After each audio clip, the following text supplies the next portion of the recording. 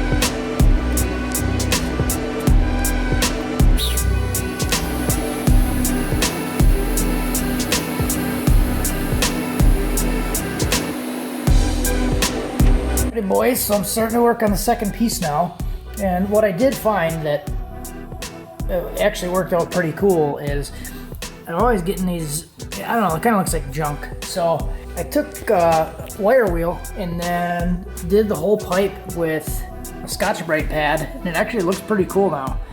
So it cleaned up a lot of the little flaky junk that was on it. So now I'm feeling like I just need to be a little more patient, take my time, and actually try to make the welds look a little bit better. There's a lot of starting and stopping though, so it's a little difficult. You can see it's kind of like, you can see the heat marks, but other than that, I like how it looks when it's cleaned up. So I'm gonna do the same thing with the other one, and should be done. I was doing that time lapse. Before that time lapse, I was recording for 16 minutes and I did like a half a pipe. So I think the whole first pipe took me about an hour to finish weld all of them. So it does take a lot longer than MIG welding for sure. What I wanted to really show you here is the difference. So we have these welds.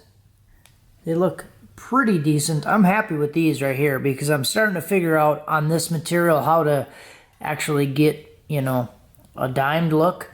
This was my turning point where I really started to figure out how to get the blobs here. But then we started to kind of turn them into dimes a little bit. So I realized that I was using a little too much current and started to move a lot slower, but I was using a lot more rod. So moving slower, waiting longer, being more patient, using a lot more rod, and then I was able to actually get the dimes. Okay, so that's about it for this one. It's a little bit late. It's like 11:45 right now. So spent quite a bit of time out here today and did a lot of welding. I was welding for probably 2 or 3 hours.